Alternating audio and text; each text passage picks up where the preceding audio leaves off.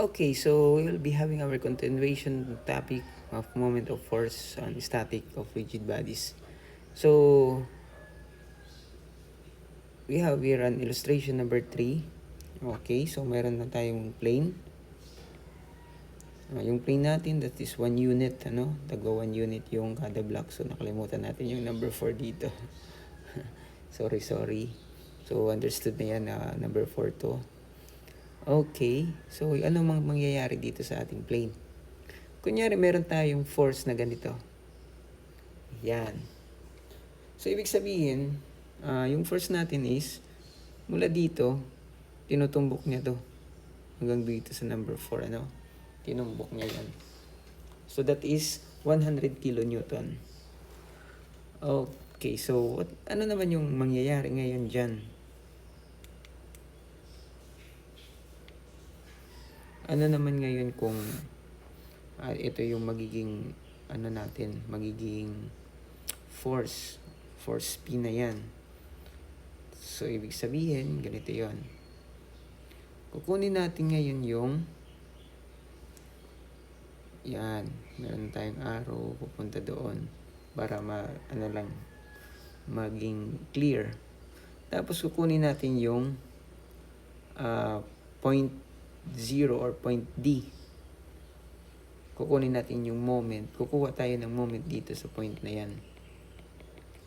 Yung assumption pa din natin is clockwise positive. Yun yung pa din yung assumption natin. Clockwise positive. So, dito, ano yung susunod? Mas madali siya ma-solve kasi according sa ating formula, di ba? That the moment is equal to force times distance. Yung moment is equal to force times distance. So, pag nakuha mo itong maging perpendicular, solve na yung magiging problema mo. Ang problema ngayon natin is hindi natin alam kung ilan yung distance dito. Okay? Yan yung nagiging problema. Kasi kung alam mo yan, ibig sabihin, gagawa pa tayo ng graph dito. Mag-graph pa tayo. Continue natin itong plane para malaman natin itong distance na yan. Pero syempre, meron tayong solution dyan para hindi naman yan ibibigay na talaga na walang solution. So, kukunin ngayon natin yung components nitong force para yung component nitong force, meron na tayong maging perpendicular distance mula dito from point D hanggang dito. Kasi extend naman natin tong PX. So, yung magiging distance niyan is ito. Diba? Tapos itong PY naman, yung magiging perpendicular distance niya, ito. So, yun yung magiging ibig sabihin ng ating components. So, merong gamit pa din yung vector components natin. Malaki yung ambag dyan dito sa mga naka-incline na mga force. Okay? Malaki yung ambag ng vector components. Okay. Ang problema ngayon is hindi rin natin alam itong theta. Pero, malalaman natin yan based sa ating drawing or sa ating plane. So, mula dito, that is 6 units. At mula naman dito, that is 8 units. Okay? So, kunin ngayon natin itong triangle. Kunin natin yung triangle na yan. That is tangent opposite over the adjacent. So, that is tangent to theta 6 over 8. And your angle or your theta is 36.87 degree. Okay. So, balik ulit natin itong PY and PX para represent pa din siya dyan. Ngayon naman is kukunin na natin yung component nitong PY, itong PX. Okay. So, ganito na yung mangyari. Nakuha na natin yung gawa tayo ng triangle or free body diagram. Meron na tayong value nitong theta. Ito na yung value. So, di na tayo mahihirapan. Okay, so Px, that is P cosine theta. Based to sa triangle. So, doon pa rin tayo sa vector components. So, substitute the value. So, meron tayong Px na 80 kN. So, ibig sabihin, yung Py natin magiging sine, that is Py is equal to 60 kN. Okay. So, ayan na. Solve na natin yung components. So, tatanggalin na natin yung force kanina na naka-incline. So, papalitan na natin siya ng Px and Py kasi hindi na natin siya kailangan.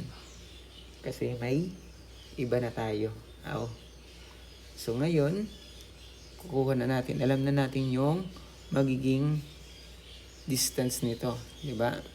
Perpendicular distance ng Px. Tapos, alam na natin yung perpendicular distance ng Py. So, ngayon is magti-take na tayo ng moment. Yung moment natin is paikot na ganito.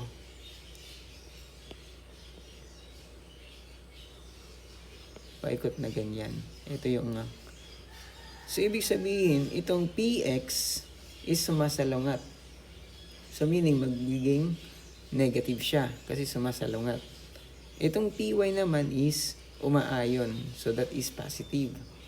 Positive siya. So, ilagay natin yan dito. So, Py, that is positive kasi umaayon, minus Px kasi sumasalungat. Multiplied by the distance. Yung Py natin, yung distance is 8. Ito, di ba? Magiging 8 yung perpendicular distance niya. Tapos itong Px naman is 10 yung distance niya kasi mula dito papunta doon. Okay? So, yung answer natin is negative 320. So, ibig sabihin, yung moment na yan, that is counterclockwise. Yung paikot pala niya, dito is pa ganun. Pa counterclockwise pala siya.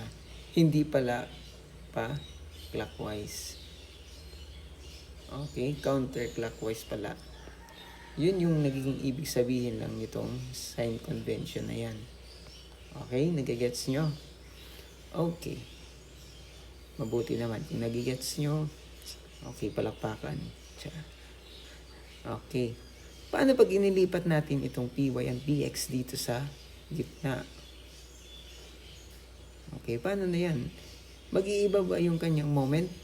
Kung kukunin pa rin natin yung moment dito, mag-iiba ba? Okay, tingnan natin. Tingnan natin kung mag-iiba yung magiging moment niya. Mag-iiba ba yung value nito? Kasi nilipat naman natin, di ba? Okay. So, ganun pa din yung paikot natin, ano? Ganun pa din yung paikot. Okay. So, yung Px mo, that is negative na naman kasi sumasalungat. Yung Py mo is ganun pa din, paayon. Kaya lang, yung distance natin is nag-iba na. Yung distance natin is naging 7 na lang sa Px at naging 4 na lang sa Py. Okay? Kaya pasok natin yung Py, that is 4 yung distance, minus Px, 7 yung distance. Okay, 60 times 4 minus 80 times 7. So, ganun pa din yung magiging value natin. Ano? Ganun pa din. Ganun pa din yung magiging value natin. Walang problema kasi nandito pa rin tayo sa kanyang alignment na yan. Ano? Walang problema dyan. Kahit mo yan ilagay dito. Basta as long as naka-align ka dito sa line na yan. Parehas lang yung magiging sagot mo dyan. Okay? Ganun yung magiging solution natin or magiging concept natin dito sa ating moment of force.